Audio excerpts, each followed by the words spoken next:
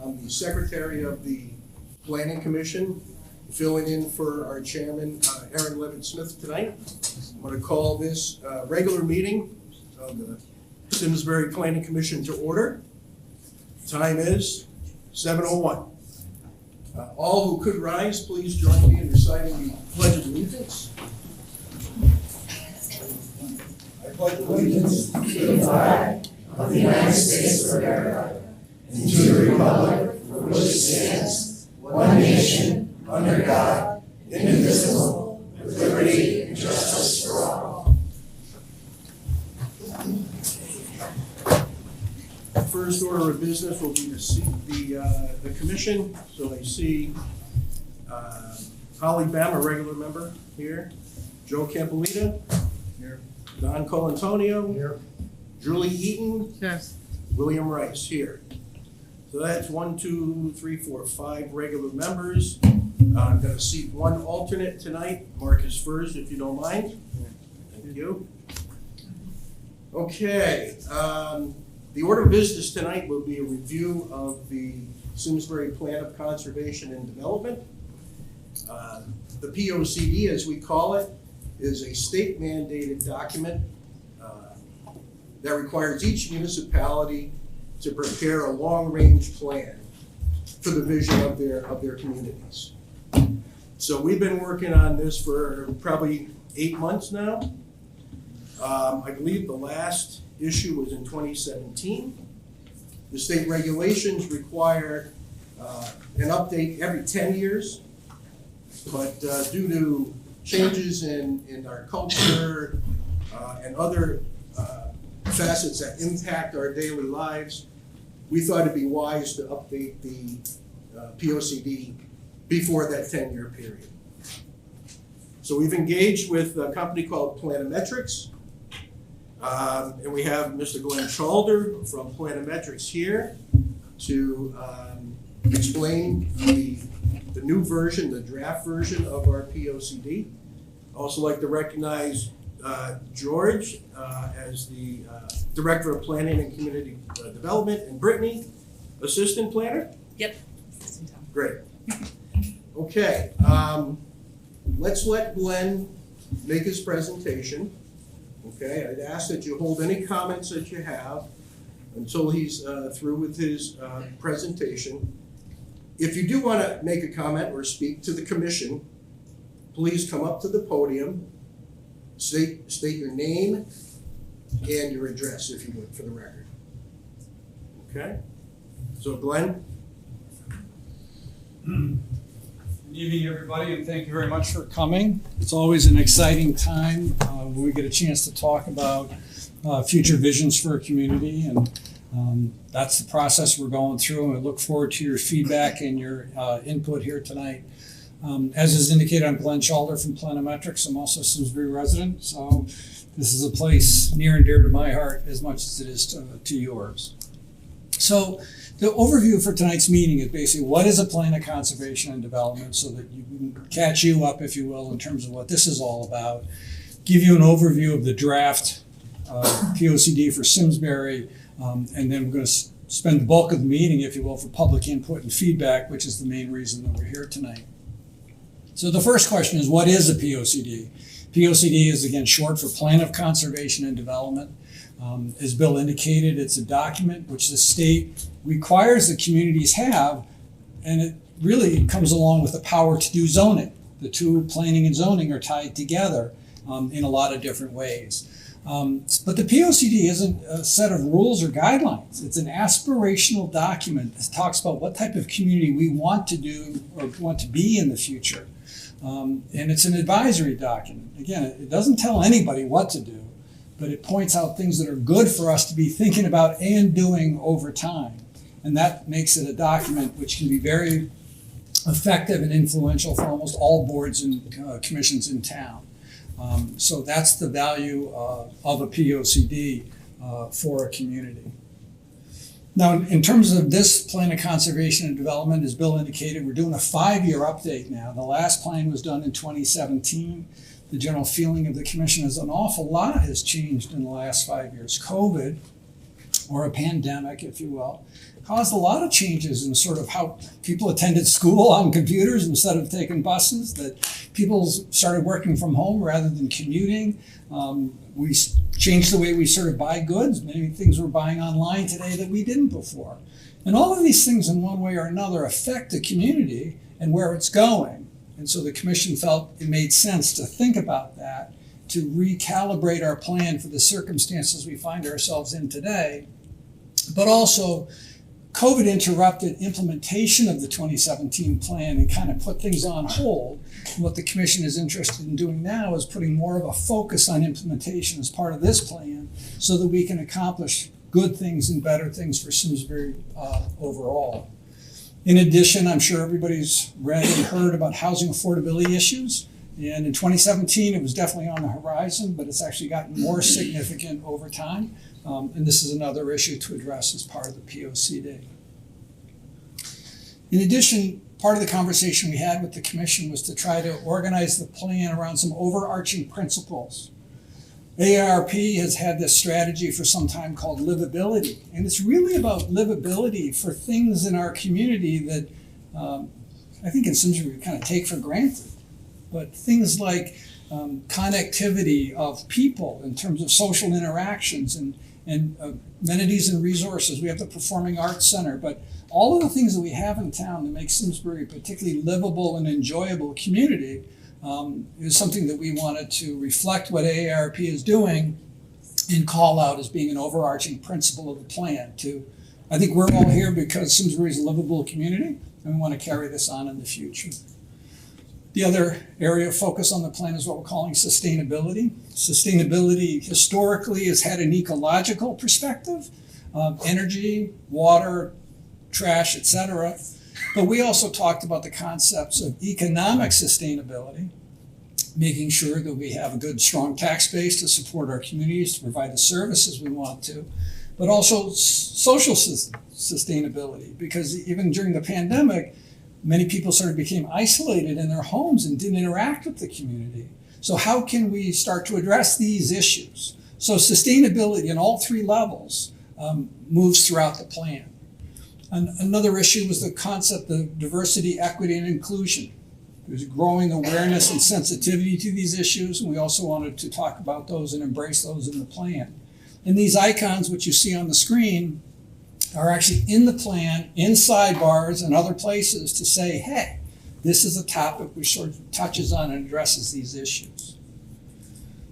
And our mission statement, I guess I'm a little embarrassed when I say it hasn't changed in the last 5 years. But I think our mission statement is probably true for Simsbury for decades and quite some time. But there's so many beautiful things in our community which we've lived with for so long. And so we want to preserve the best from Simsbury past, but also set ourselves up well for the types of issues that may happen in the future. So in terms of the POCD itself, it's broken down into 5 major sections, the first of which we call an introduction, just to get people up to speed on what a POCD is all about. It's a plan of conservation and development. So one element are things that we want to protect in our community. Those are sort of the conservation things. And then how we want to guide growth or change that's going to happen. That's kind of the development side. And then also what we want to provide in our community. This is infrastructure. This is things like schools and, whoops, keep hitting that thing. Libraries, right, where we are today. Roadways, utilities, things that we often take for granted, but really are a huge part of our community. And then lastly, sort of looking ahead in terms of the POCD. Can everybody still hear me if the mic's up here? Yep, perfect, thank you. We did a couple of different community outreach exercises. We did a community meeting back in January. I recommend, well, gentleman in the front row here. I didn't know this picture was going to, we were going to have this up. But autographs save until the end. Okay. But we also did community meetings and community surveys to really learn from people the things that were important to you, to them, what's on your minds, so that we can craft the plan to start to address those issues. And what we learned at the public meeting back in January is that the thing in Simsbury that people were proudest of was actually the community facilities places that we take for granted, our library, Simsbury Farms, the Performing Arts Center. There's so many things that we have in town that really kind of enhance the overall quality of life for people. And sorries, we asked people things in the community they were sorry about, and the pace of growth and change in Simsbury were getting more developed, and people were concerned about those sorts of issues. And that was helpful to us as we're putting the plan together to factor that into the plan for the future. Now, the section of the plan about what we want to protect contains a number of different topics. And it's hard sometimes to separate these because the first chapter is natural resources. The next one's going to be open space. And really the two of them fit together like hand in glove. But what we tried to do was organize the strategies in a logical way so that you could find what you might be looking for in the plan, or the commission or other boards and commissions can find what they want in the plan in kind of a logical way. So the overall goal for natural resources was to maintain a thoughtful balance between the use of land and the conservation of natural resources. We relied heavily in the plan on maps to identify the locations of things. And part of the reason for that is a picture's worth 1,000 words. So for example, the map on the left, the bright red areas are locations of significant floodplain areas in Simsbury. And these are areas we should preserve, protect in terms of flooding's impact on people and our impact on floodplains. And then key water resource areas, because many people in Simsbury rely on well water for their health and safety. So this section of the plan is about those important natural resources.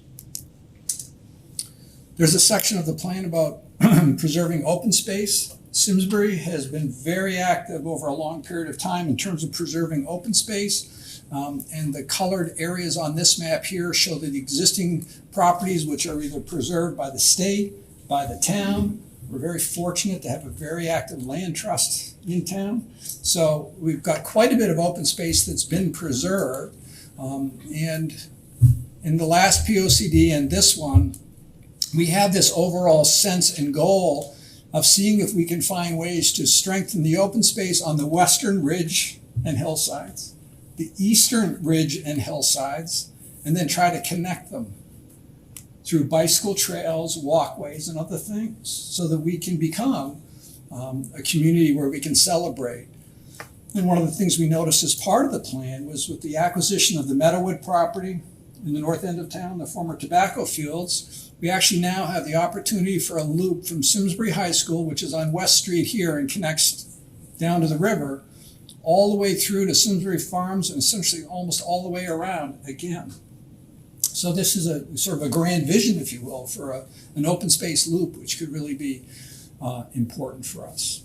Over here, Simsbury has done an excellent job of preparing studies on different topics. And so in the last 5 years, they've prepared a Parks and Open Space master plan, which also helps support what we're doing, and we're supporting what they're doing. I guess it's not going to work if I press the red, little red dot button. That's not going to work. Sorry, I skipped a slide there. And then there's a whole section in the plan about maintaining and enhancing community ambiance. And there's so many different levels here. We needed 6 graphics here on the screen to try and explain the different things that are in the POCD. So for example, we have ambiance resources that include so many of the things that we take for granted, sort of areas of town or historic buildings or Masako Plantation or other areas that are significant to us so that we can identify those and reflect and protect. We've got agricultural resources. We still have active farms in town that are growing things and producing agricultural products and enhancing the ambiance of the community and quality of life. We've got a number of historic places in town, historic buildings, historic districts, recognized historic resources, and we want to celebrate and protect those. This is a map over here of scenic resources, which is really kind of robust in Simsbury because there's a number of places. If you're up on the mountain looking down, the scenic view you have is tremendous, but it's just as valuable the other way. There's, if you get out to Simsbury Farms and look across the golf course and you see the mountain and the tower in the background, you realize sort of what a special place this is. And by identifying them in the plan, our goal and hope is that we will continue to work to preserve these views to the extent possible. There's a map here for what's called Public Act 490. This is a tax assessment program that helps preserve undeveloped land. These are the parcels in town which receive Public Act 490, and we just wanted to call those out to make those available. And Simsbury for many years has had a design review board that looks at the design of new development with the goal and intention of trying to enhance the appearance of buildings and things that get built in town. And all of these enhance our community ambiance. We're now into the section of the plan about how we want to grow in the future. And the basic focus here, I think, for this plan and plans before has been to try to guide growth in ways that enhance our sense of place. Things happen kind of differently in Simsbury from the way they happen in many other communities around the state. We really don't have the strict development patterns I'm sure you've seen elsewhere. And so what we want to do is continue to promote areas with a sense of place. We want to strengthen Simsbury Center and the other villages we have, like Terriffill and Weetog, West Simsbury, et cetera, and just maintain and enhance the overall ambiance of the community. Simsbury Center, we did the charrette, believe it or not. Anybody know how long ago that was? 15 years ago, okay? But the principles from that charrette in terms of how to guide the growth and character in Simsbury Center still are before us and opportunities for us. This graphic here identifies a piece of state-owned property which is next to Iron Horse behind Fitzy's all the way up to Plan B. But the town has had communications with the state about possibly acquiring this land so that we can actually perhaps get some development in Simsbury Center to strengthen the critical mass of activities in Simsbury Center. By the town getting involved in that, we can also be involved in what happens there rather than letting it happen. So this is an area, again, that the plan has started to focus on about trying to promote and strengthen Simsbury Center. Our secondary villages are Terriffill and Weetog Center. The zoning has been in place there for a number of years, and one of the things we talked about as part of the preparation of this plan is whether or not the zoning is right for these areas. So we've identified these as areas perhaps for special studies that we could look at the zoning and the activities in these areas and make sure that we've got good tools in place for those. And then continue on to other areas like West Simsbury Center, the Hoskins area, the north end of town, West Street, et cetera, to make sure we have good tools in place for those. Economic development is important to us. Economic development supports our tax base. It relieves the tax burden on residents. And so the question is, we only have this areas in town, these colored areas, zoned for business or industrial or office use. And as you're aware, that a lot has changed over the last 5 years. How can we continue to get the most effective use out of these areas in terms of providing for goods and services for resident jobs and also providing tax revenue or fiscal benefits to the community? And we have a number of organizations in town that work in this area. And the plan supports the continuation of those efforts. Housing needs is again an area where significant attention has been paid as part of this plan and incorporated the 2021 Affordable Housing Plan for Simsbury. There's two charts here I just wanted to talk about real quick. The first one shows from 1960 on the average of housing production in the United States over that time period. And as you can see, there were little, economic booms and busts and other things that went on. But here, with the subprime mortgage crisis in 2006, housing production in the United States dropped like a stone. And in this time period here, as a country, there are about 12 million housing units that normally would have gotten built that didn't get built. So what that results in is a situation, basic sort of economic supply and demand. If there's no supply and the demand continues to increase, housing prices go through the roof. And that's what's created much of what we see today as the affordable housing crisis. And part of it relates to a lack of production. And as a result now, this chart here shows the relationship between average incomes and average sale prices. So if anybody in the room was fortunate enough to have bought a house back in the 1960s, you could see you could generally get it at a lower price relative to income. It was affordable, and sometimes even one income could afford a house. When my parents moved to Simsbury back in 1970, the house was $42,000. I remember thinking, man, that is so much money. That's ridiculous. And I don't have to tell you what the house is probably worth today.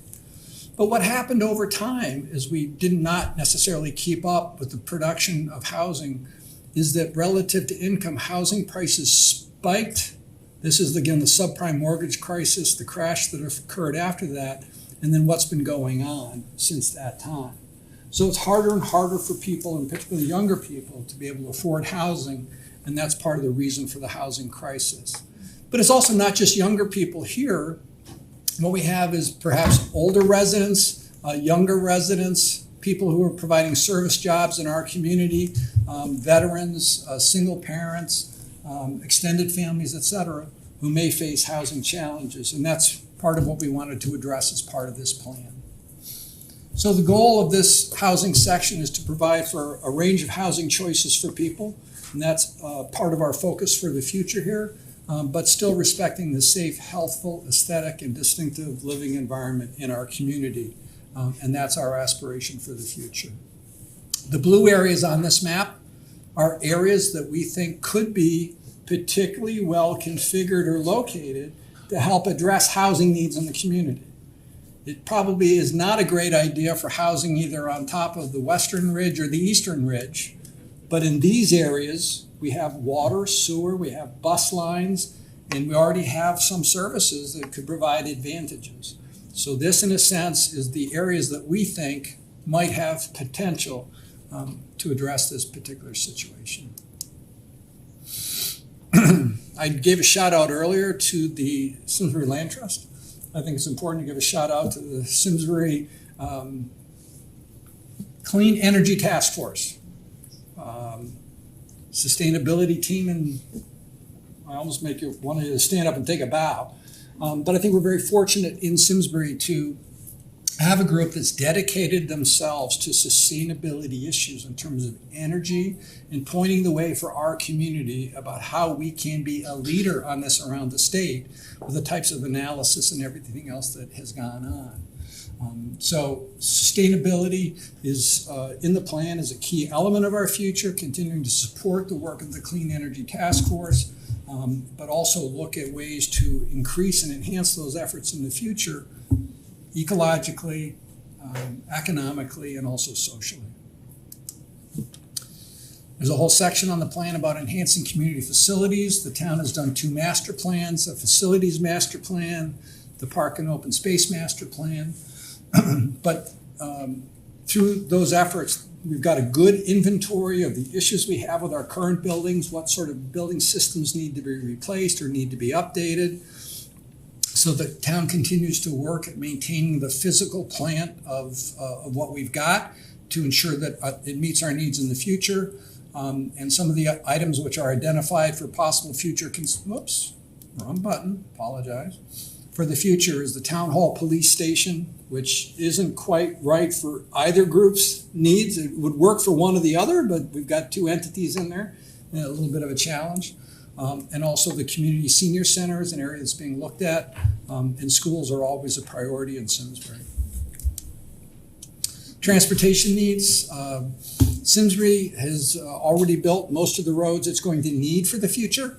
We have good circulation in town overall. The red are the major state highways in town. The blues are what we call collector roads. These are sort of intermediate roads that guide traffic throughout our community. And as you can see, if we don't have roads connecting, this is because of the challenging topography we have in some of these areas. We only have sort of 2 ways across the Farmington River, 185 and 315, and again, the mountain in terms of getting in an eastern direction. So these are the challenges that we have to work with.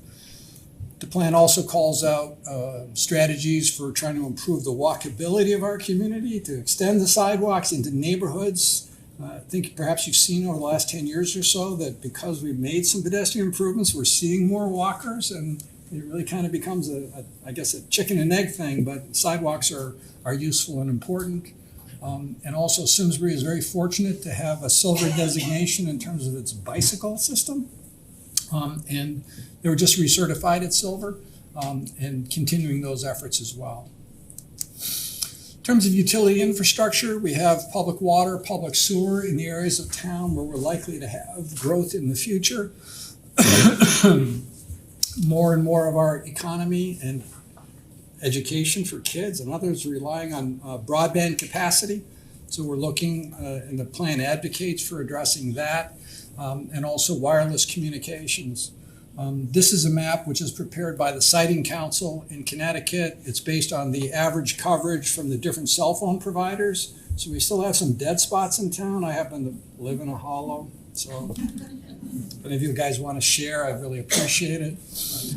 But these are areas, again, that more and more households these days aren't even getting landlines anymore. They're just shunning it because everything happens wherever I put my foot's over there.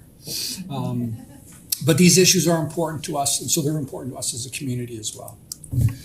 We have a future land use plan, which really brings all of the things that we've talked about in the plan together to give guidance to the Planning Commission, the Zoning Commission, other commissions in town, and other people, what our vision is for the future of our community. We're required to look at the state and the regional plan in terms of consistency, and they are generally consistent in terms of the areas we anticipate would like to support growth and the areas we would like to preserve from growth. So we're in good shape there, and we're also consistent with the state growth management principles. Which brings us to perhaps the most important part of the planning process, which is implementation. We've really tried to focus on that as part of the plan. We've broken down our recommendations into two types. The first type we're calling policies. And a policy is sort of a general statement that you might use when you're reviewing something. So for example, a simple policy could be eat well, all right? You can't ever say that you've completed that. An action step, on the other hand, is a much more specific task-oriented thing that we want the town to accomplish and do.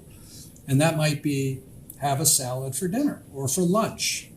So it's a very specific and time-bound type of thing. And in the plan, the blue policies up here tend to be passive things we're going to use when we review things. And the red things are very specific things like adopt this, do that, appoint this, etc. And that's how we're going to measure implementation, not from these, but from these. This yellow bar here is our current thought processes over the course of the summer to do our prioritization exercises with different boards and commissions in town so we can identify what are the top 10, top 20 things that we should really be focusing on for the future.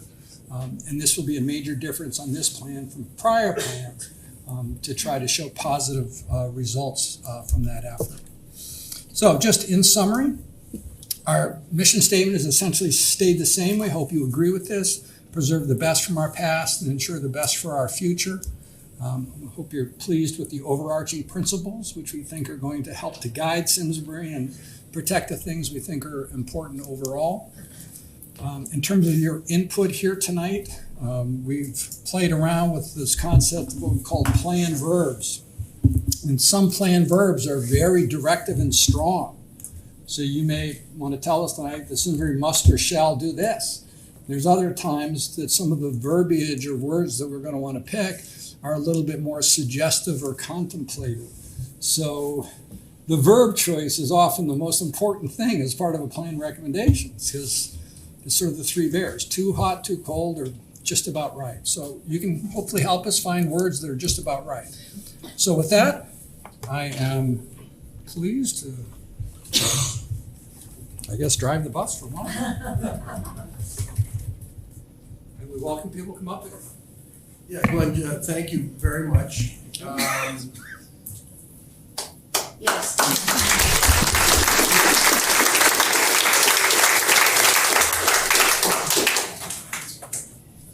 So before we invite people up to the podium, just a couple ground rules. Let's please state your name and your address. Please address the commission, okay? If you have a very basic question, we may be able to answer it. Otherwise, we're seeking input tonight. It's more of a fact-finding meeting as opposed to a debate. We really don't have a time limit. You know, we'd love to hear from as many people as possible. And Erin has joined us, our chairman. I think she has a couple of comments before we. Well, I agree. Thank you. I'm sorry. I just got off a plane, which is why I was late. So I would ask that people try to keep their comments that we can to 2 or 3 minutes. There's a lot of people here. I want to be able to hear. We all do. So if we could start with that so that we can get as many people up here speaking as possible, that would be great. So, and I do just want to say, again, thank you to Glenn, who has been wonderful again to work with, and to our planner, George McGregor. The two of them have just been fabulous. It's a real pleasure to work with both of them. They're top-notch people, and so I just want to thank them on behalf of the commission. George or Brittany, you want any comments before we invite people up? No. Many of these folks in the room have heard me speak at plenty of hearings, so no. Good. I'll defer Okay, to their then, comments, of course. I guess we'll open up the floor. Whoever wants to be the first person, please come up and share your thoughts with the commission. Either the POCD is perfect.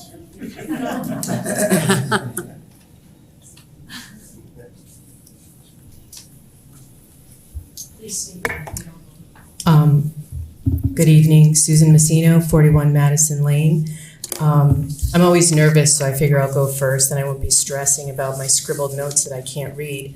I just want to say that I have not in detail read the whole report, but I wanted to just make a couple of comments. There's a lot of great information in it.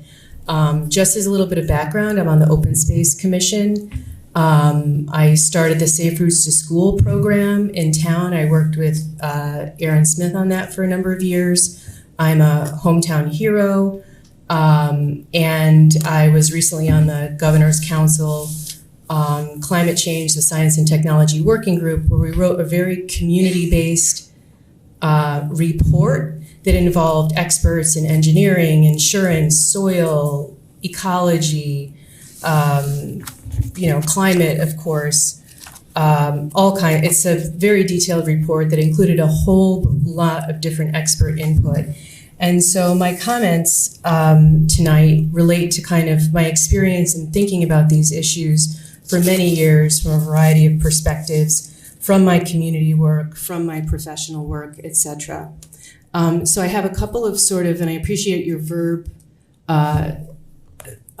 points, because I have some kind of substantive comments and a couple of specific comments. One sort of substantive comment is the report is sort of assuming that we're through the pandemic and this is the new normal. And I just think we're really kind of still at an inflection point where things are still sort of settling down. And the pandemic was just declared over on May 11th, I believe. And I think people are still, I know being a professor, my students are still trying to recalibrate. So I just kind of want to warn about making plans saying everyone's going to be working from home, we're going to be shopping online and all of that kind of stuff, because I think it's a little premature to really make those assumptions. We've all seen issues with supply chains and things like that. And one thing that we said in our report, which is something that is the topic of a lot of international research and plans, is that our lives need to become more local. We need to stop driving and flying and shipping and all kinds of stuff as much as possible. And so that comes back to, like, what do we need in our town to sort of make sure we have a resilient local system? So that's one point. The second point is, I know we've now started using the term ambiance, and the term ambiance as used in the report seems to predominantly relate to visual appearance and sort of a sense of place. And I feel like the thing that we really need to talk about is really our values, which are kind of super substantive and not about what things look like. It's much deeper than that. The third sort of substantive point that I want to make is our ecological integrity and our ecology is required for anything that we talk about in this report. And I've noticed that it always seems to get put in a basket with other things or considered something that competes with other things. And there's nothing without healthy natural systems, and that has to be really primary. And I noticed in the topic on sustainability, it's sort of part of the basket, and Mr. Schalder just referred to ecology as related to energy or trash. And I would consider those things kind of sustainability issues and community infrastructure, et cetera. But ecology is really the lifeline that sustains all of us. And that relates to the AARP diagram, which talks about kind of sociability, social issues in the built environment. And I just want to suggest, and I'll submit written comments, but in this report, we used a diagram called multi-solving, which includes, I think, all the values we want to include, but it's beyond just sociability and livability, because we need to think about more than that. And the problem is, if every town is just thinking about sociability and livability, who is really thinking about the ecology? That's the problem. And if we don't think about that, we are failing our children in the most fundamental way possible. And I talk about this all the time. And I'm starting to wonder if people don't understand what I'm saying, if they're pretending they don't understand what I'm saying, or if they don't care. And I'm hoping we can rectify those issues. The specific things that I wanted to mention is that, I think I've probably taken up my 3 minutes. So the specific things I wanted to mention is I think we do need some verbs that are more specific about what we want, because verbs that are like, I don't know, I can't remember the wishy-washy verbs, but I can send in written comments to say that some things we need to be really specific about. On behalf of Open Space, we're going to be submitting some, kind of educational boxes about some of the components in town, the Trap Rock Ridges, protecting our water resources. We've been working very hard for several years to develop policies on how to steward some of these resources, and I hope that we can link to these in this plan. But my other concern is that while we are under this 830G statute, we can't really count on anything that's in this plan, because it doesn't matter if it's an old growth forest or a headwater or a historic building or whatever. Everything is basically swept off the POCD until we figure out how to do affordable housing in a way that works for our town and get a moratorium to be able to discuss that and work on it, or we get 10%, which would require just an enormous number of additional units to get to that. I don't know how or when we could even get to that. So related to that, I also hope that we can add an opportunity. I don't know if she's here, but I talked to Wendy McStusis about plans that other towns had done. So set up a housing trust as a fund for rental assistance for people in town, or try and find, I know the plan talks about adaptive reuse in buildings in a different chapter, but we should really talk about adaptive reuse as a strategy for affordable housing, because we can't build our way out of the climate crisis and ecological crisis. We have to figure out how to do less and use a lot of common sense and use less energy, et cetera. And thank you for your patience and your attention.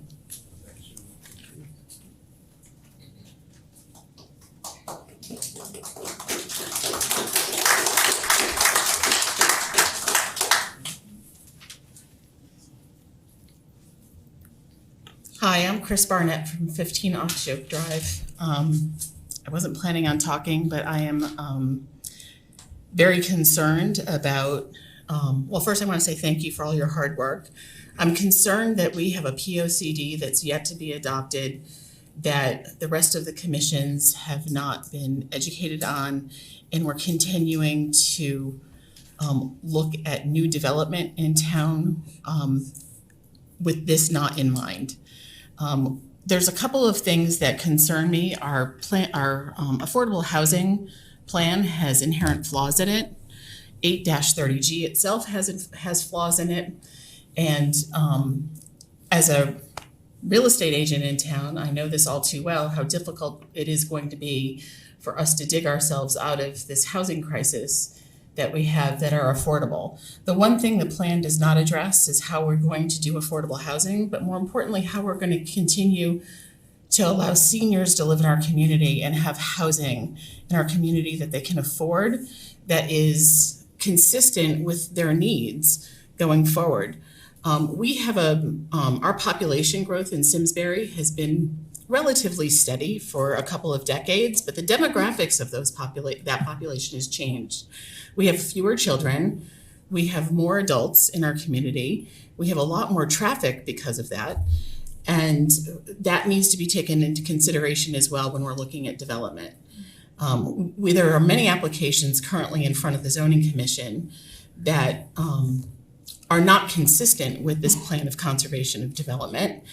And if we truly value the open space and our ridgeline protection that we've got in place, the view is not just from the top of the mountain, the view is from Hot Meadow. Amen. Yep.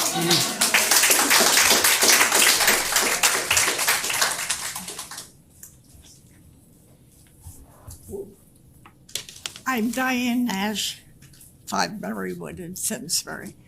I've been a resident here for 56 years, which still doesn't make me a native, I know that.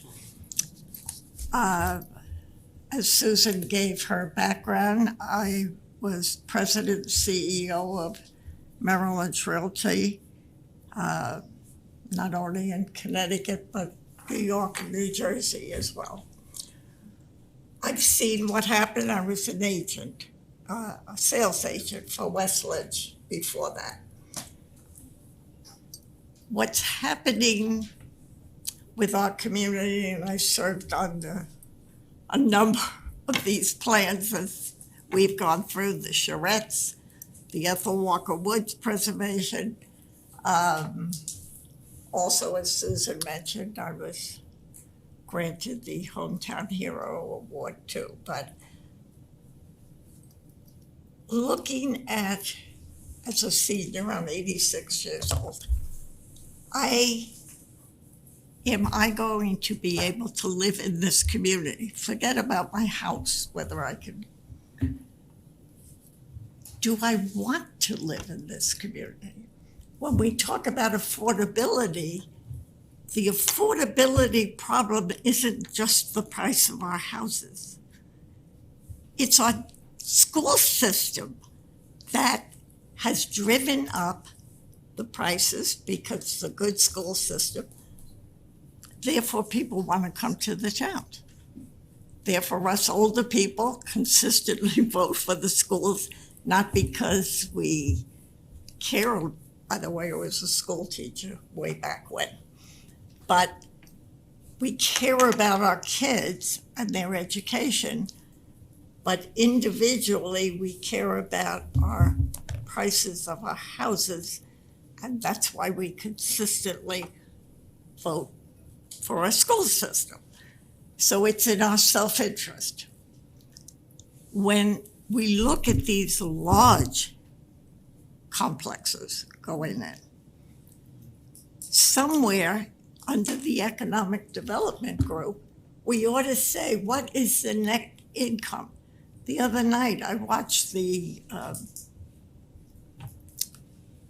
zoning board hearing at the preliminary Hartford South project, 540 units.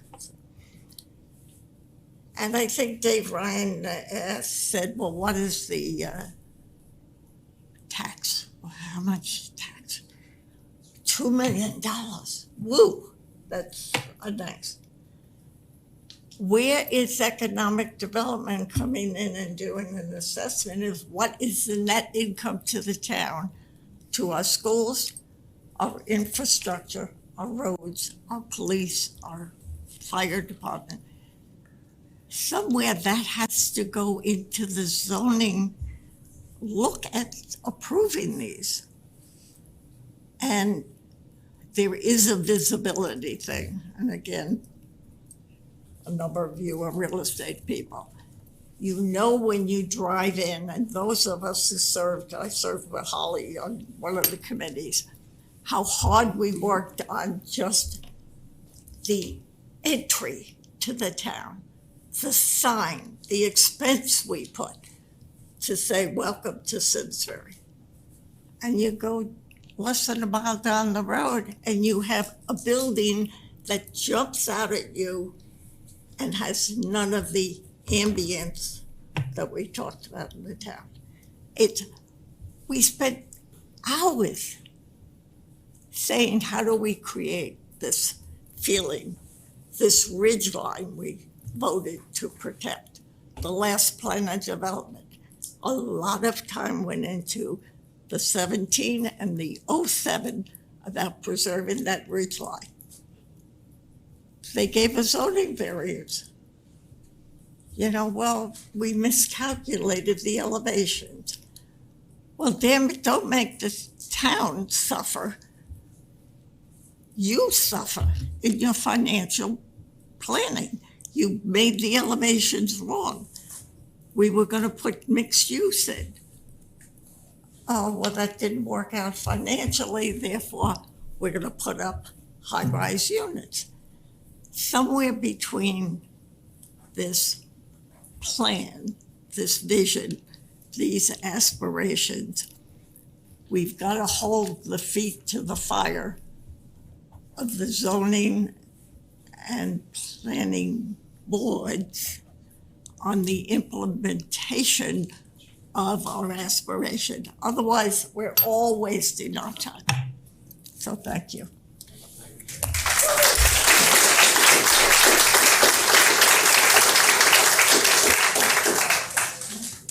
Good evening, everybody. My name's Lisa Hamill, 97 East Weetog Street here in Simsbury.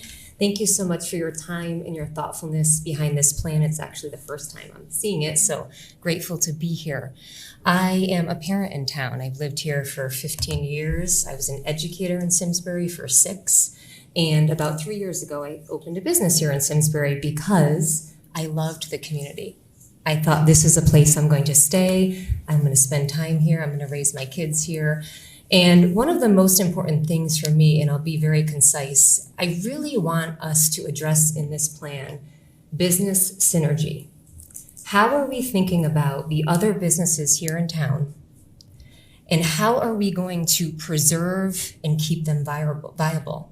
We talked a little about the economic situation, people really wanting to keep things here in town versus, ordering through Amazon and other things like that. So how can we look at, when we're going through zoning, the number of current businesses that we've already zoned and approved? Coffee shops, for example, and I know the zoning had just passed another liquor permit next to Fitzgerald's. Those kind of things are concerning to me because there are already business owners in town in the same industry, the same specialized industry, who have worked so incredibly hard. I pay taxes in my business here, I pay taxes for my real estate. I'm only 3 years young in the industry in this current town, so I want to maintain this. We have a strong customer base. The more retail stores that we put in town, you can only cut the pie so many ways. People are going to shop elsewhere. What other option do you have? So I'm asking that you please put somewhere in the plan business synergy. Let's really try to keep the businesses in town here. We don't want to drive anybody out. It's very important. I love going into Fitzgerald's and Ryan knows my first name. I want to keep that. So I thank you for your time. I just ask that you please consider that going forward.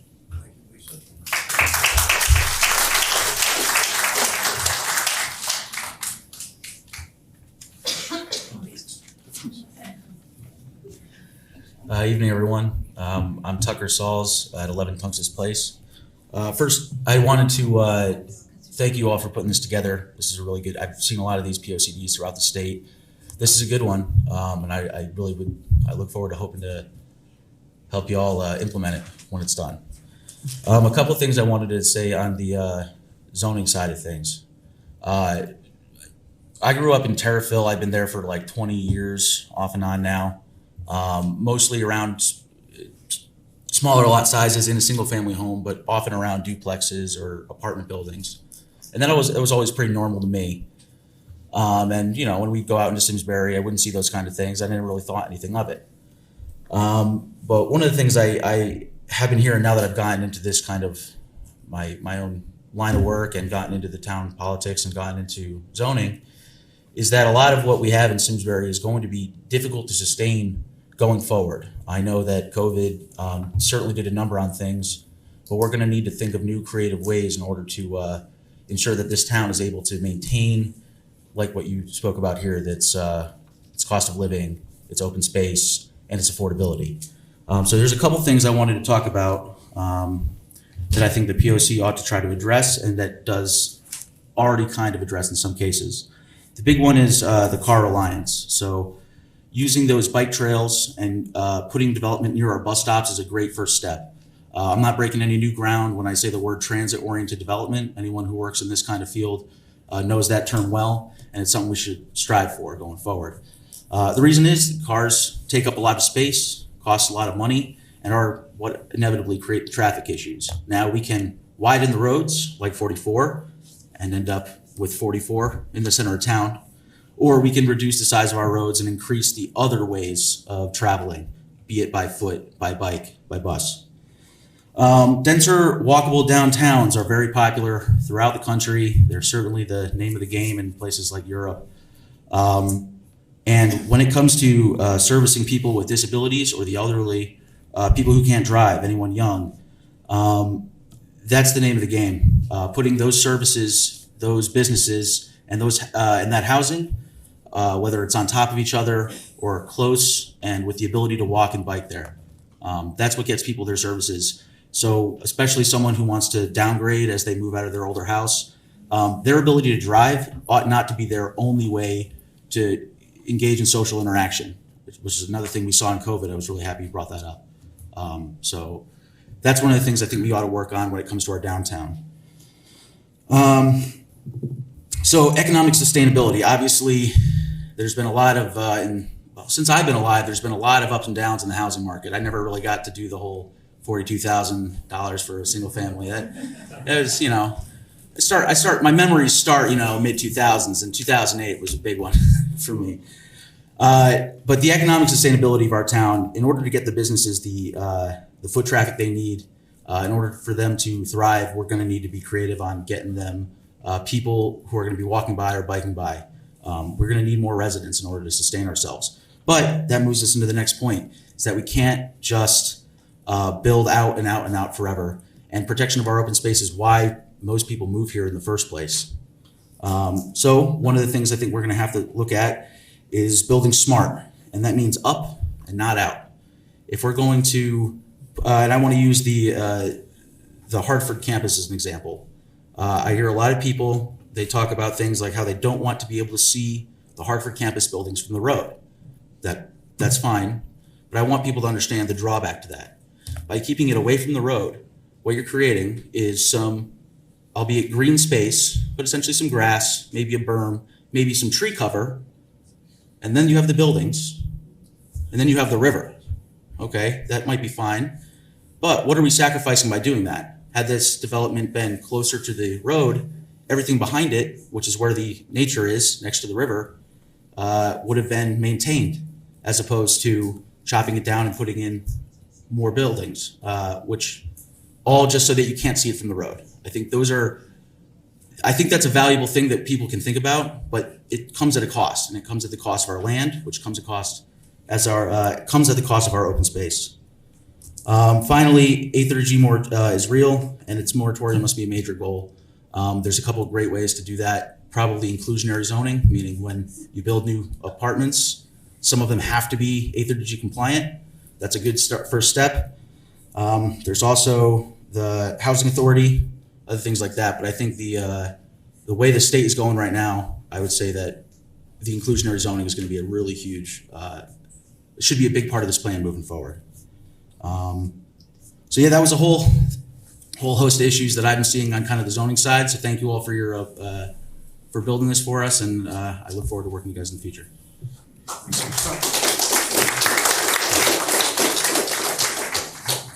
Good evening. My name is Mark Scully, 29 Notch Road in West Simsbury, and I'm currently chair of the group formerly known as the Clean Energy Task Force. We got renamed as the Sustainability Committee. Now, first, I want to commend the Planning Commission and the town staff for this proactive approach you've taken to the POCD, not waiting for the full 10 years and for this chance to provide input. Contrary to one of the former comments, we in the Sustainability Committee feel very much that we have been engaged on this.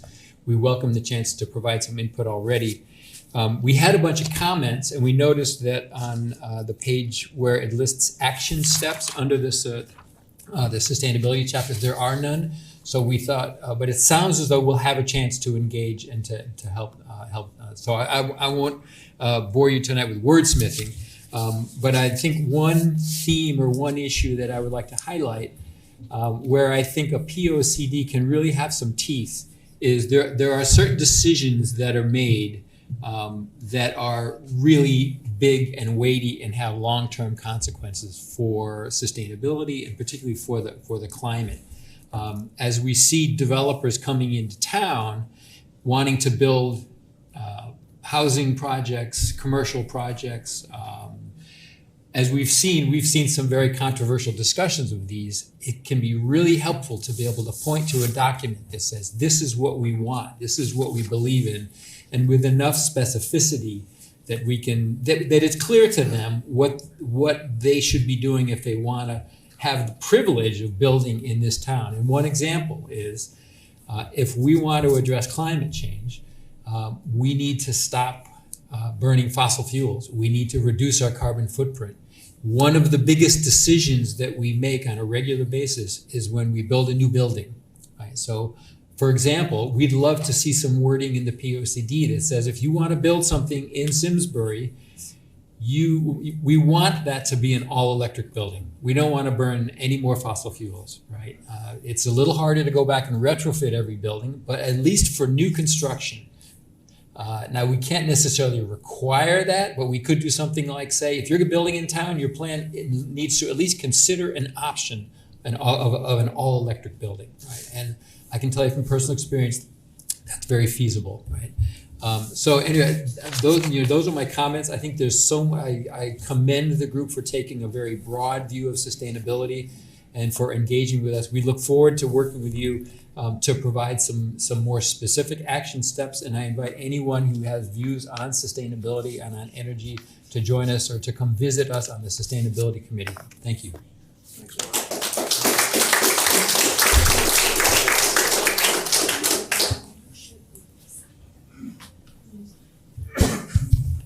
Hello, my name is Wayne Costi.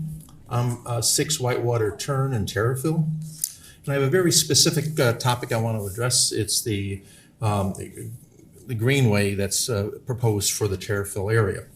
While I can only speak for myself, as a resident of Governor's Bridge, I'm involved enough to convey the sentiment that I believe exists among many of the neighbors that I've talked to about this greenway that's through Terriffill. At a meeting that was sponsored by the Connecticut Regional Council of Government at the Terriffill School on March 30th, several alternatives to the path shown in the POCD were presented. The maps on page 41 and 47 of the POCD only show the route that was called Alternative 3. This route is drawn in red on page 41 and pink on 71. Concerns were expressed at that meeting to me personally about this route because it passes very close to a number of townhouses in the river. A difficult stretch. Alternative 3 has many other challenges related to wetlands and a narrow strip along 315 along in the Farmington River as it continues to Curtis Park. The proposed Alternative 2, though, seems to be the least impactful on our community and provides the connectivity that is sought between Bloomfield, the Farmington Valley Greenway. And the Greenway is really important because it connects Simsbury to the towns north and south. And I occasionally will ride it all the way from Westfield all the way down to New Haven. It's a great ride, and it's complete. And I'd like to be able to get there without going down 315 and dealing with people on their cell phones. But anyway,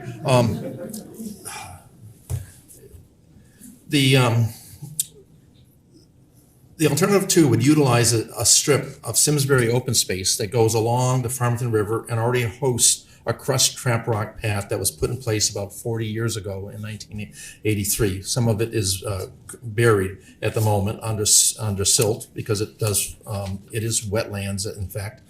But this alternative would require a bridge over the Farmington River, probably at the site of the former railroad crossing, and continue across on the railroad berm that currently has a coarse trap rock bed on it.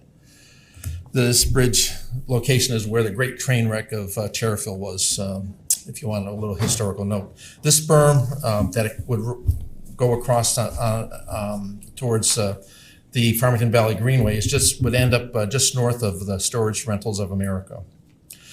In the sense from my conversations is that the other proposed alternative that wasn't ruled out by the Connecticut Regional Council of Governments was identified as alternative 3, and that utilizes existing roads within the Governor's Bridge development, and that would be quite disruptive to our community it would also be unlike almost any other bike path I've been on, because it would require so many stop signs for road entries and driveways. It would be a really unusual choice for the route. So my request is that the POCD include alternative 2 as one of the possible routes for the Greenway through Cherryville, and update the notes so that it would say that no route has been chosen yet. The COG presentation for March is available on their website and has all the alternatives. Thank you for the comment and the opportunity to make a comment. And also, I really like the planning and thought work that has gone into the active transportation, pedestrians and cycling network that has been proposed. And I'll give you a copy of the key slides from that presentation. Thank you. Thank you, Wayne.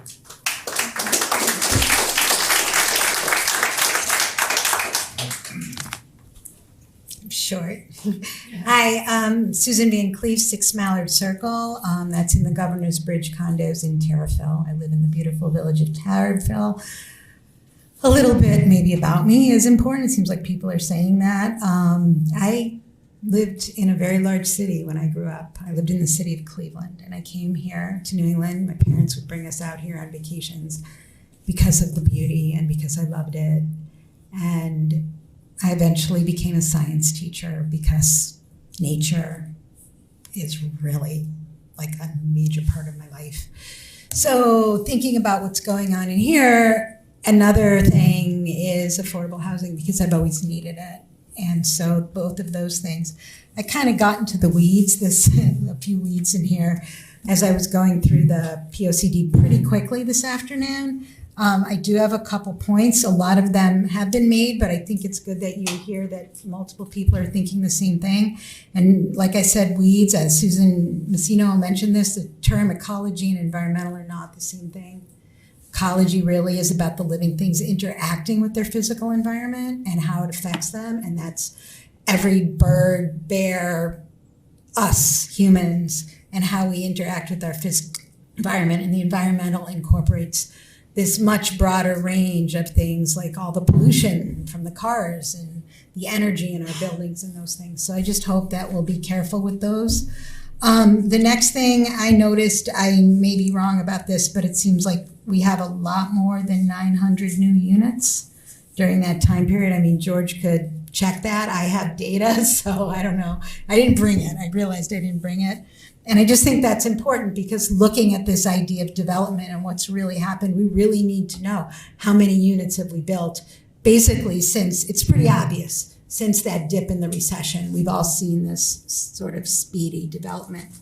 The other thing I actually wrote in here went along with some of the ideas about language and the directive and suggestive language. And I'll give you an example.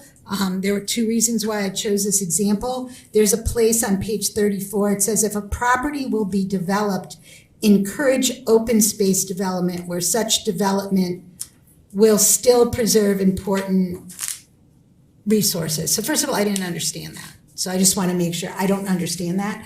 What does it mean? Are you developing the open space or are you preserving open space?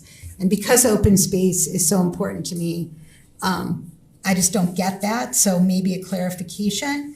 So the other thing is it says encourage, but if we want to preserve our open space and we're looking at the open space, sort of like what Tucker said, like let's make it more about requiring things. And so that goes along with the language. I just don't think we should be afraid to use some more of that directive language, whether it's about our open space or any of our sustainability issues, because we know that's our priority.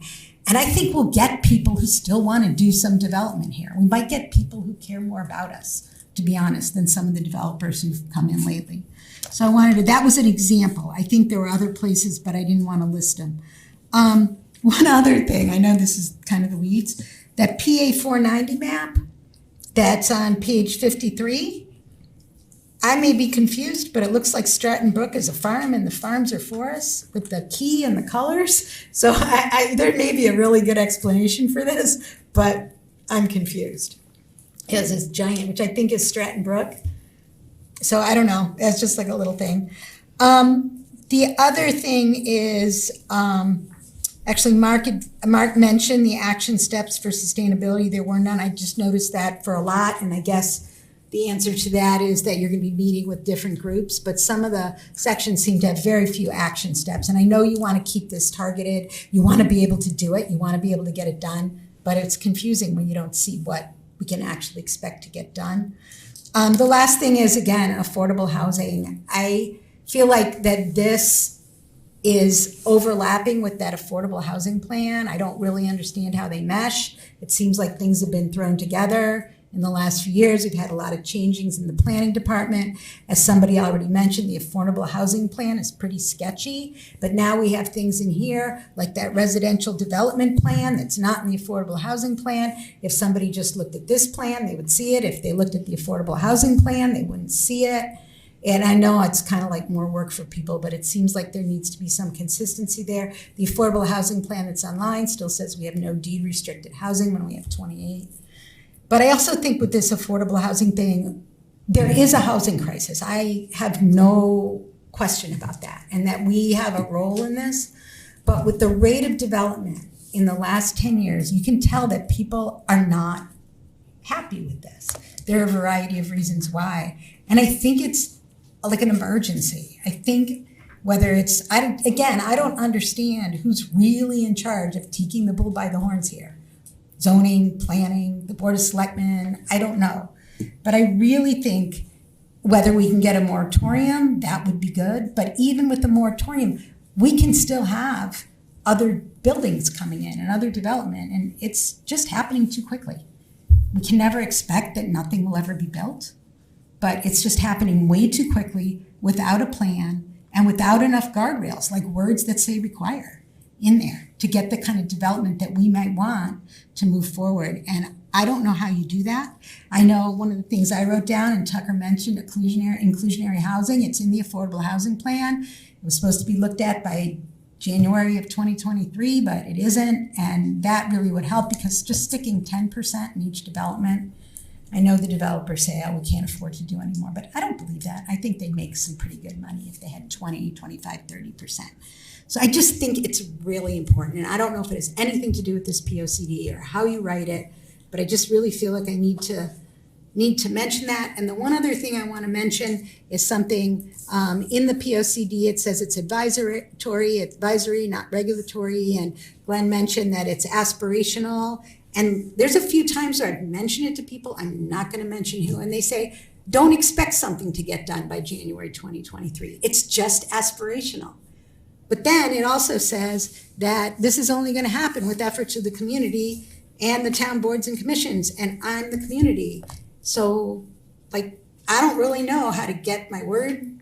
Like, sometimes we don't have public audience for all of the meetings. We only have it for hearings for specific developments. I guess I could start sending lots of emails and why isn't this done? But I just feel like there needs to be some more systems for us to know what's going on. Oh, one other thing, I just thought of this. In a lot of towns, there's a place to go and you can see every application for development. And I can't find that. Do we have that? Could I find it?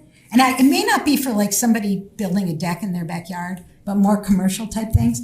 And so then you just get blindsided if you're not just spending hours watching your meetings. So I just think there needs to be more transparency, more opportunity for those of us who want to be able to give input.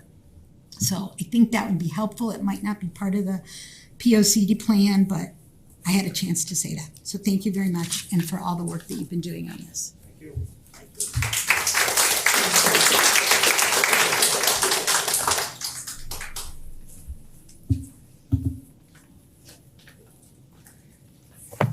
Good evening. My name is Ellen Gilbert. I live at 126 Hot Meadows Street, which is Talcott Acres, Unit 3E.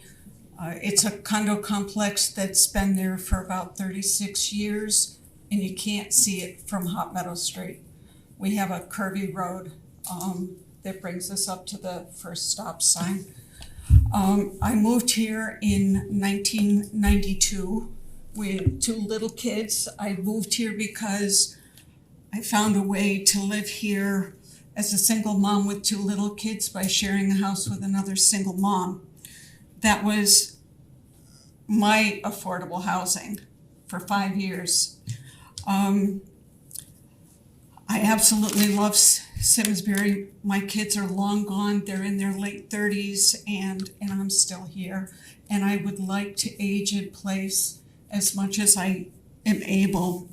I've read this document. I appreciate all the work that went into it. I appreciate the maps, especially because it helped me to visualize and also to be able to have an appreciation for things that I didn't even know were in Simsbury. Some things I knew, but today as I went by the fountain and the Civil War Memorial, it's like, that's there. And that's part of Simsbury. And also, the post office is part of Simsbury. I'm going to jump to number 3 on my list here, but I did see in this document that there was discussion about removing the post office and creating a road there, and also making St. Mary's School a residence. And that shocked me, and it kind of makes my blood boil, pardon the expression, but I'm not Catholic.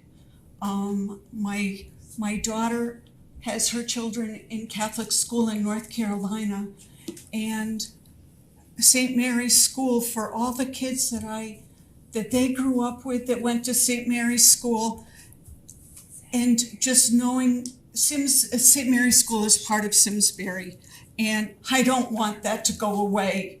And it makes me get choked up to even think that somebody would tear it down and make it a residence building.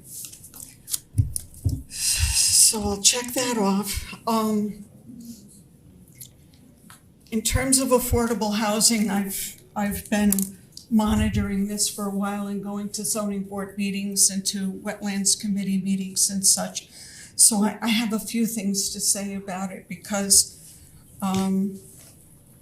number one, this is deeded for 40 years going forward. That gives that, it's like Simsbury has a lot of affordable housing. It's natural affordable housing. That's how some of us can stay in Simsbury because our mortgage is far less than what we would pay in rent. My rent would be double. So now to have this affordable housing be required for a 40-year deed makes this a setup for failure in my mind. because even with the piece of property that Vessel wanted to build, they wanted to put in a proper number of affordable housing and the rest of it be market value.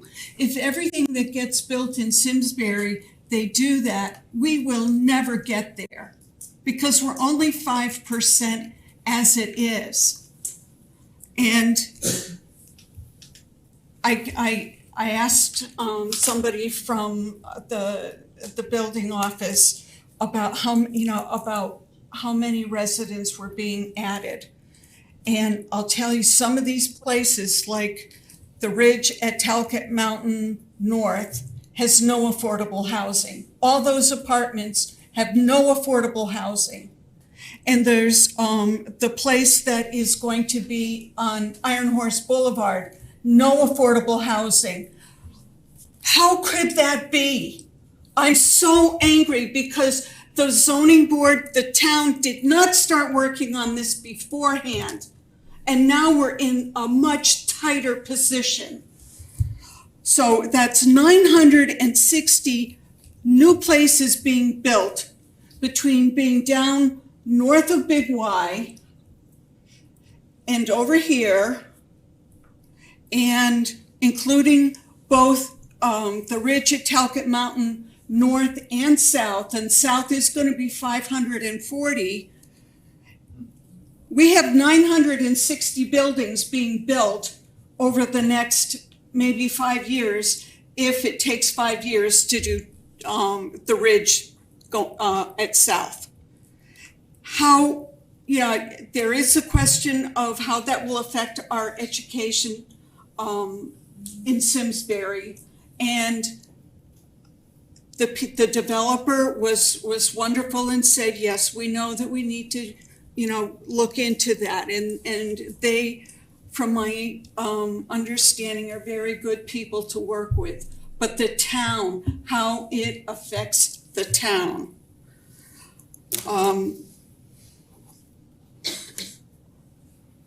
As far as the Hartford, which is going to be the 540 units, some of them apartments, some of them duplex, and some of them single family, they are going to butt up right against the property that I live at. And we have a berm in between because the Hartford Insurance Company, and we had a berm there. I still say that there is a lot of vegetation right there close to Hot Meadow Street. And I myself really, really want smaller buildings in the front, bigger back, and as many of the big trees kept as possible, because that is part of Simsbury, is the wooded areas. We're not just building after building after building, and we are becoming that way. South of where the new self-storage is, there are all those apartments and the Ridge, and now we'll have this, and then it's just getting out of hand, and there are a lot of, this is a very small number of people for all that live in town. And I think that if you had more people were aware, there would be more discussion about how they feel about Simsbury. Another thing is transportation. I think that if we're going to build all these buildings, we're going to need more public transportation.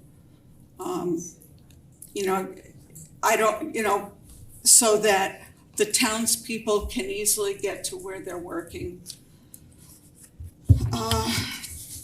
And since electric housing came up, I just want to say no way, no how, don't take my gas away from me. I like having gas heat in the winter. I would not be able to afford living in Simsbury if I had electric heat. I would be gone. Thank you.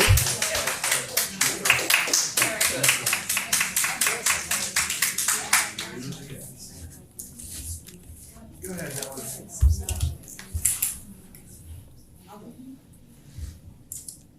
Good evening. Thank you.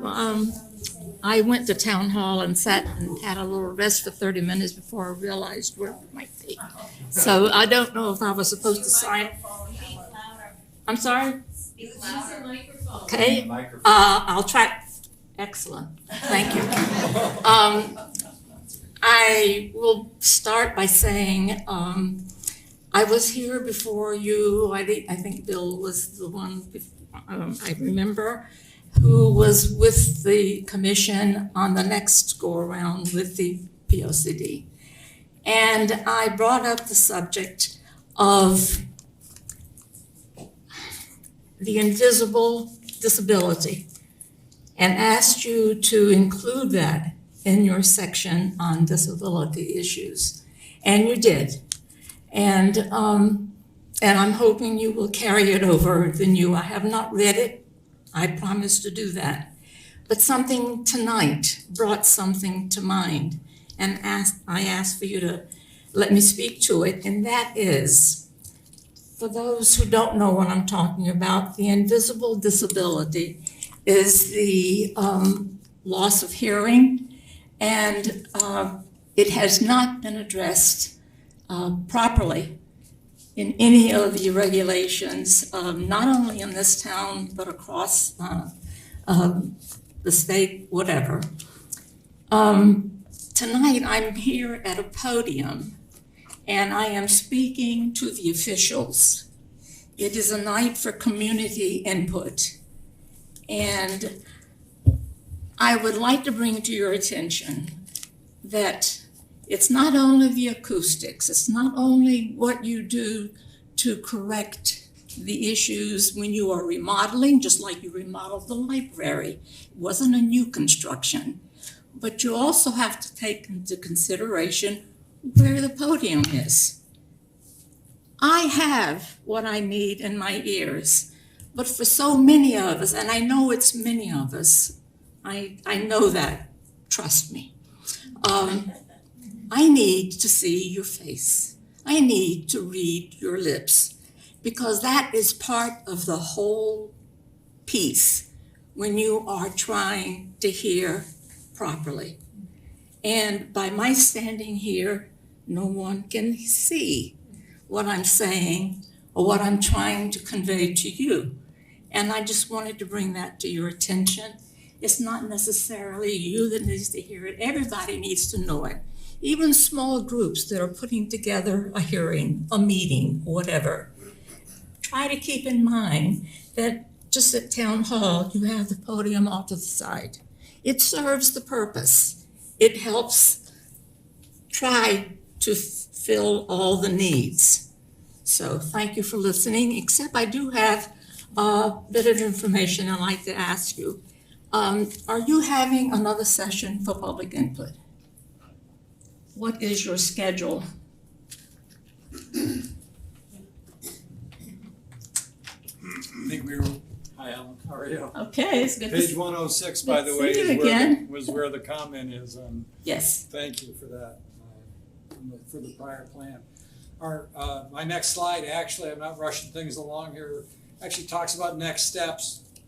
Commission's envisioning we're going to get together and assemble all the comments we hear tonight, letters and things that come in, figure out what our next steps are going to be on the plan, tweaks and edits that we're going to make, and at that point in time, decide what we think is our best pathway forward. So we don't know for sure yet. Our original schedule was to head towards adoption sometime in the fall.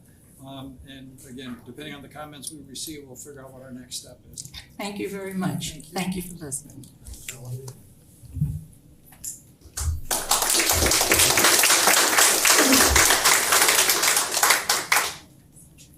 Is there anyone else who would like to make a public comment? Yep.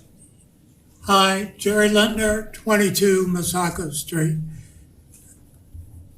I have mentioned this a number of times to a number of different agencies, and everyone says, well, it's blocked, we can't do that. Well, yeah, I accept that. But maybe there is a way to do it, and that is when this town started its growth in the 50s, It stopped being rural, and now we're suburban, and now we're a very desirable suburb. But at the same time, the people who have built this community and defined what the word community means are silently and unintentionally being ousted by the economics. The thing that I would like people to look into, and I've asked at several levels, and I just, no, we can't do it. We have a lot of land that was declared open space. And almost every time there was a cul-de-sac, there was an open space. Now we have all these pimples of land all over town that it's the responsibility of the town to maintain, and the town can't afford to do that.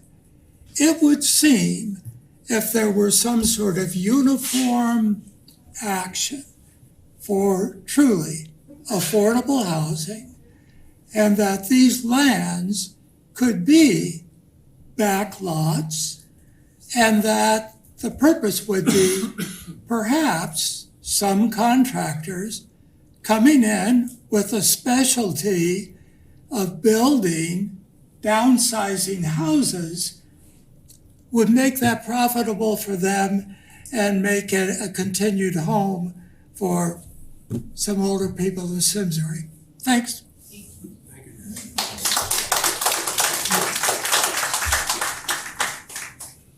Hi, my name is Michelle Jenks. I live at 23 Brook Drive.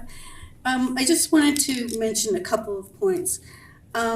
Energy efficiencies and clean energy. I participated in the original questionnaire. I went to the last forum, and sustainability was mentioned, but it never occurred to me when they were talking about sustainability, they were talking about clean energy.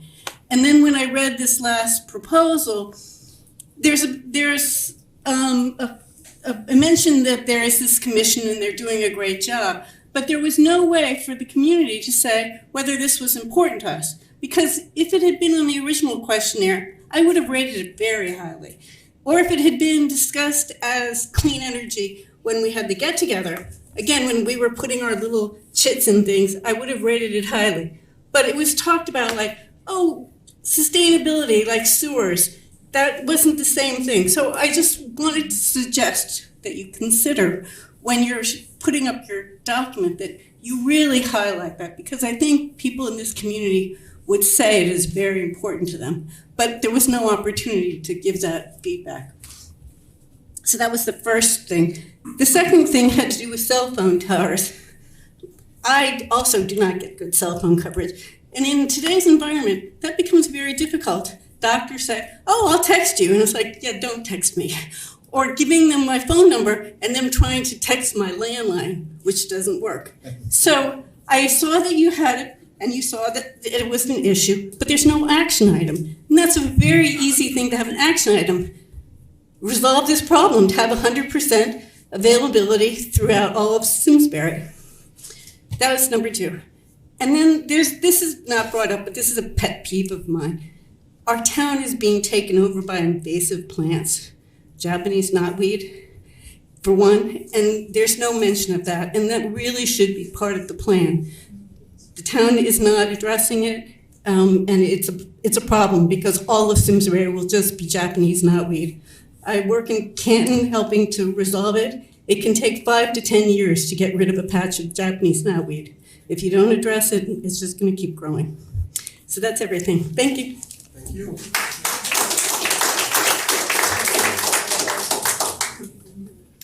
Good evening. My name is Kelly Rothfuss. I live at 14 Nutmeg Court. I think a lot of people have said a lot of the things that I would want to say, but probably a lot more eloquently than I will.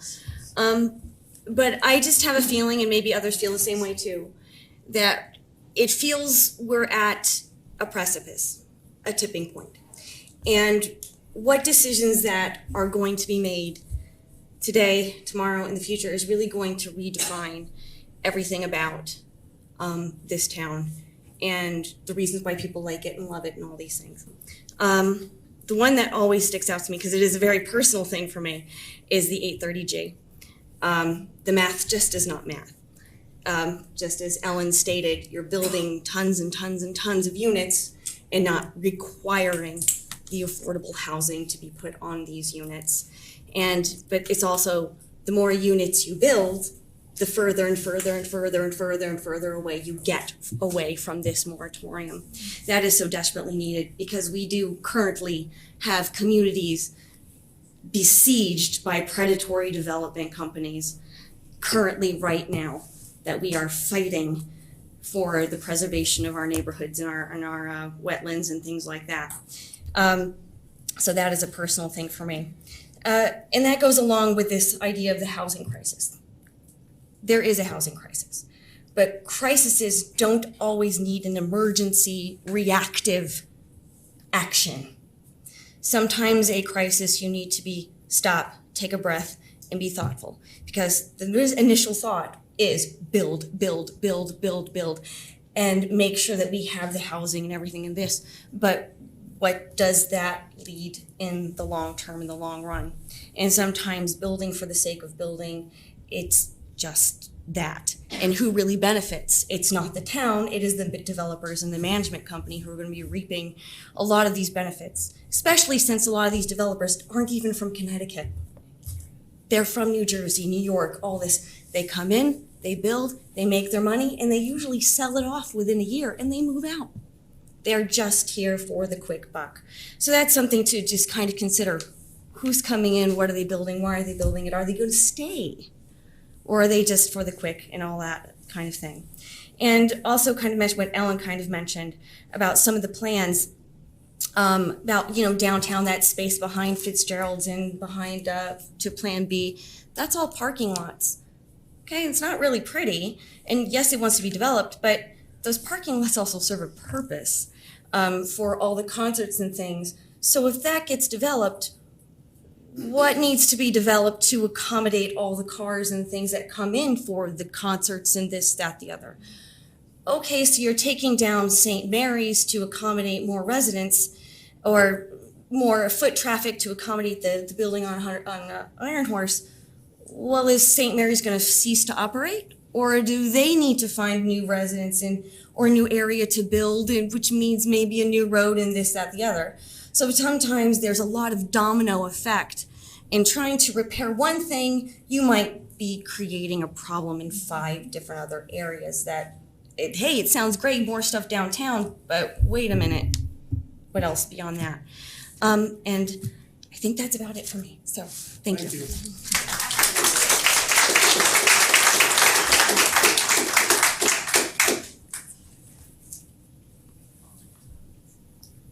Hi, my name is John Coleman. Excuse me, nerves. I live at 4 Phelpscroft Road. I'm probably overstating the obvious, but the word sustainable keeps coming to mind for me. And I even looked up the definition, or a couple of definitions. The one that really stuck out for me is the ability to be maintained at a certain rate or level. And my concern and why I'm here tonight is I can't see that we as a town could be sustainable if we continue to grow on this kind of, it seems almost ad hoc basis, the way it looks to me. I read the news, I haven't read reports, I'm reading the news and I'm here tonight because I'm concerned. 64 units being built in an ecologically sensitive area on less than 2 acres, that's concerning to me. 540 apartments, that's concerning to me. You do the math, 1,000 cars on the road in Simsbury. Being somebody who has to make left-hand turns on the Hot Meadow, I can't even imagine what it would be like. And then there's the whole thing with Chipotle, a second Starbucks, and maybe even a potential big box store. I'm really concerned about sustainability for local business with those things coming into town. Ask stores like Weldon's Hardware, True Value, La Jolla, the Coffee Spot, the Lion's Den. Having those things there will not help those businesses to be sustainable. And I would much rather support a local business than a national chain. Also, drive-throughs, If you look anywhere in the country now, there's so many towns that have real concerns about drive-throughs. All you have to do is go to the Dunkin' Donuts first thing in the morning here to understand what that would be like times 3. You know, the second definition of sustainable I came up with was sustainability is the ability to be upheld or defended. And I really need to understand whether that the sustainability plan for the town can be upheld and whether it's really defended in the ability to be the best plan for the people in town of Simsbury. Thank you. Thank you.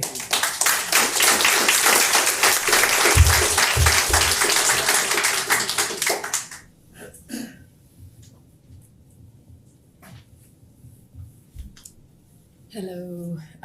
Thank you for putting it all together. I only had a chance to look at some of it, but some of it's interesting, some of it's kind of disturbing for future. My name is Ann McDonald. I live at 3 Tamarack Lane. I moved here, I've lived here before previously when I was married, but I wanted to move back in town. This is when my children started school initially, and I wanted to move back when I got a divorce. And I tell you, when I looked for a house that I could afford as a single mom, there was like 3 choices. So you know now I live in Hazel Meadow, but I love the community. I think it was perfect for me and my family. I really, instead of all these apartment buildings with people that just consist of transients, these people do not contribute to our community. They do not serve on the PTO. They do not serve in town. They do not go to our businesses. They order on Amazon. I know I deliver mail. We just drop boxes at these places. I don't think they contribute to our community in the long run. I would rather address the affordable housing because we do need it. I am one of those people that benefit from it. Even though my house isn't deed restricted, it was originally built as affordable housing. And thank God it was there because I can live in it, I can afford it. When these apartments are renting for $2,500, that's more than a mortgage. Why don't we look ahead, build houses that, and deed restrict them for sure, that a family could move into that's just starting out. They might not work at a big company and make 6 figures. Maybe they're a school teacher starting out. Maybe they're a police officer. Maybe they're a bus driver, which I did for years and years. I couldn't even afford an apartment in town here if I was just driving a bus still. But you need to look ahead and let's build some homes that a family starting out can afford. That's what we need. Because when you fill our town, and these are people that could buy a home and contribute to our community. I would like to stay here when I retire from the post office in 8 years, but I'm telling you, I'm not going to be able to. And I would like to contribute to my community a little bit more. I contributed a lot when my children were younger, Girl Scout leader for 12 years, did a lot of other stuff. But you're pushing out people like myself too. But I think we need more housing for families that could afford it and let them stay in town and contribute to town, because as we all age, we give our time less and less, but we need to build housing for people that can contribute to our community. So that's just it. I'm sorry. But thank you for all your time. It looks great. We have some plans, but some of it's a little nervous. Thank you.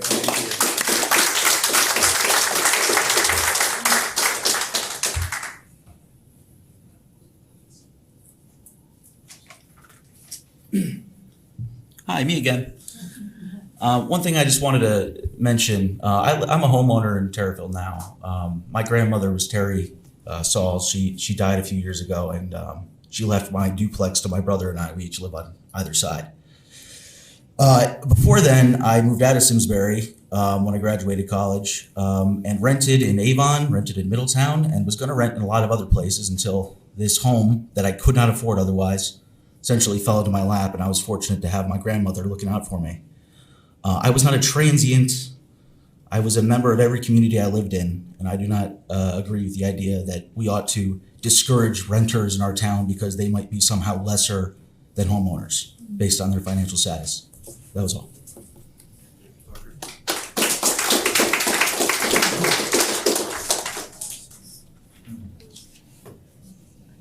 thank you again for letting me come back up.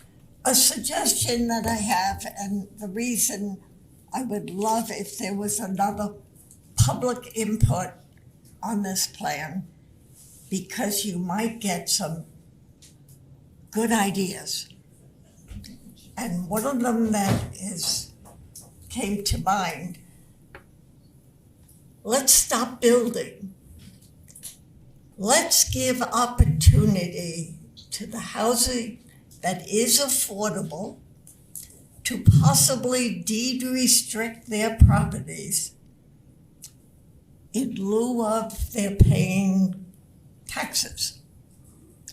And they restricted that when they sell, it will always stay within the affordable price range, similar to what the state requirements on the deed restriction. And then you're having an affordable house base. Give opportunity for people who have empty retail space, office space, if in fact we're contemplating that people aren't going to be using many of our office spaces.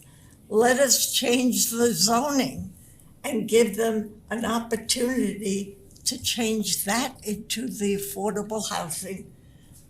It won't have any ecological impact on our land. Put forth opportunities for people to do different things. I hate the expression, think outside the box, but I said to George earlier yesterday, we are all on the same page. The problem is we're not looking at the same page at the same time. And so we're getting, somebody mentions doing this with open space, somebody else mentions this.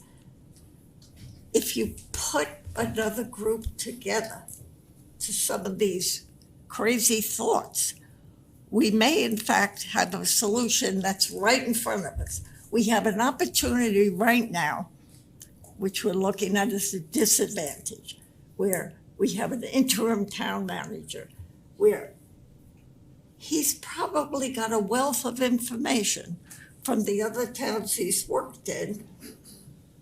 Let's hear from him.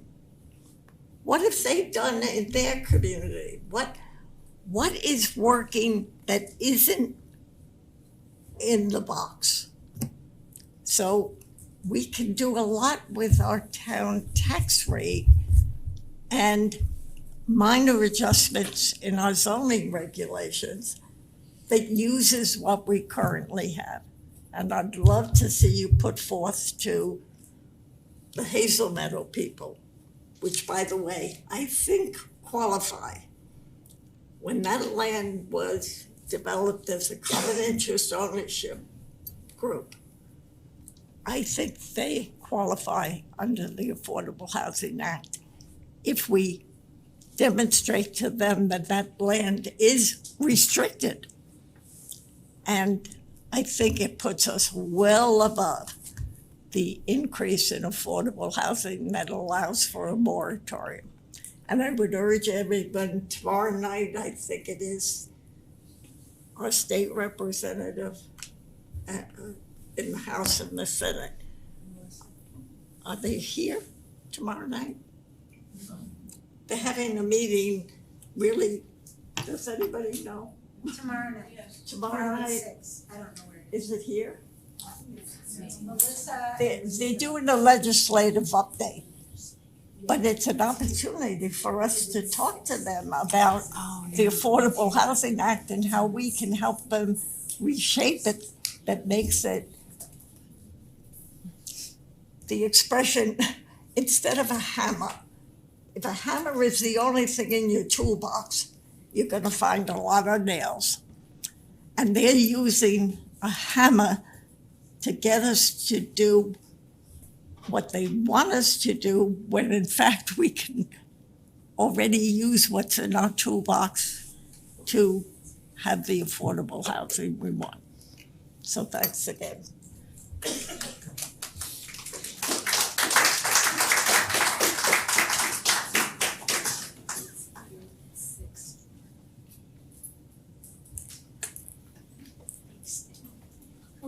Nelson from 12 Talcott Mountain Road. My question or comments are really around the management and transparency into the POCD. It's a phenomenal report. Love all the work that you did. The graphs are great. The maps are all wonderful. Admittedly, it's not complete. There's actions that need to be built out in each one of these sections. And we've got a lot of feedback today about ad hoc decisions being made without all the pieces connecting into the holistic, the 8 domains of livability.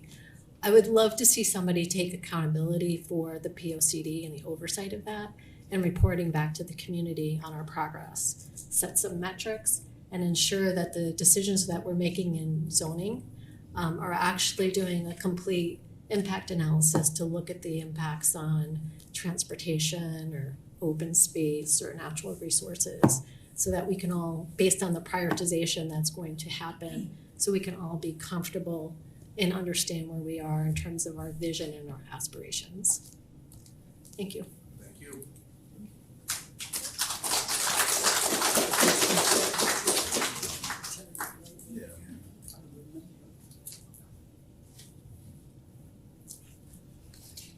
Ika Scully, 29 Notch Road. Just some of this is a summary of things that you've already heard, but I'd like to reiterate. Affordability somehow needs subsidizing, whether it's donated land, it needs subsidizing, otherwise economics don't work.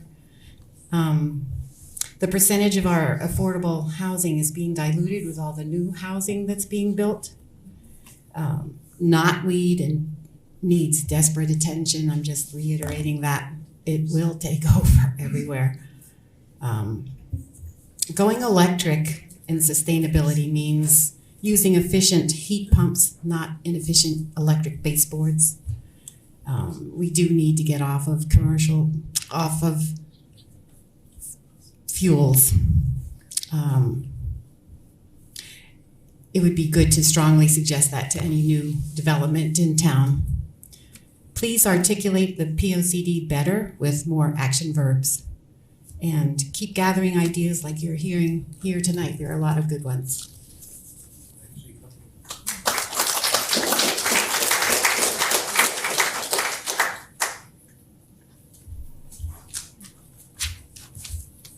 Becky Latimer, 5 Spruce Lane in Weetog.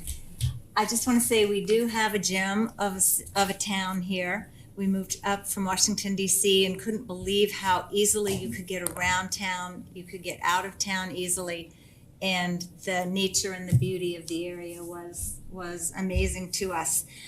I'm sure that when a developer comes here to our town, they see the same thing. They see a lot of beauty, they see really strong schools, and they see a way they can develop and make a lot of money. And I love that term, predatory developers, because I think of them as sheep as wolves in sheep clothing often, but I think that we should be careful before we are easily swayed by their ideas of green space and how far back the community will be built and what the community that they're building is going to be composed of, because that has changed.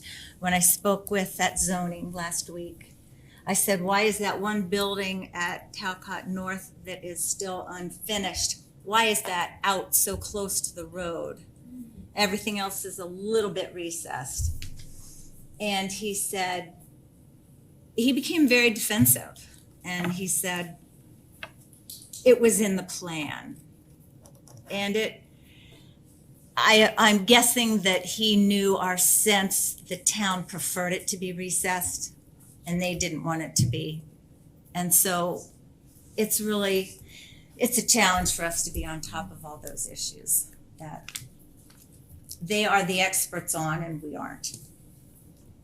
And I think the point of continuing to build out without some kind of requirement does just put us, for the affordable housing, just puts the train farther and farther ahead and we're farther and farther behind. So it makes no sense that any kind of new development would not have a requirement for that. Thank you. Thank you.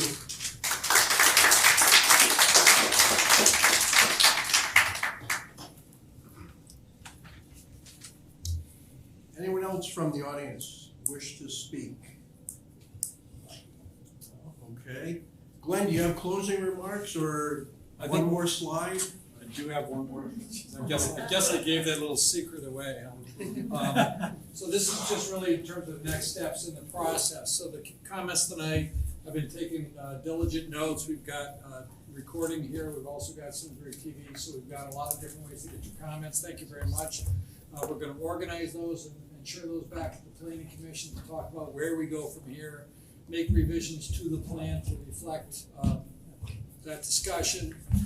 We're thinking about, again, undertaking a prioritization exercise because even in the chapters of the plan we've got, we probably have 100 policies, probably more. And that's too much. We want to know what are the key things to you and to other people. So we're thinking about doing that. And eventually we're going to get to a public hearing to consider adoption and continue to make refinements as we go. So I think our goal still is adoption sometime in the fall. So please stay posted for additional public meetings, et cetera. And so with that, Bill, Aaron, back to you. Thank you. Okay, George, anything from you? Yes, sir. Okay, Brittany? Commissioners, any comments? Okay, I think I speak on behalf of the commission. Thank you all for coming. All your comments were very thoughtful and insightful. Probably saw the commissioners taking notes furiously. So we will take all of them into consideration and appreciate you being here. Thank you. Without objection, I'd like to call the meeting, adjourn the meeting.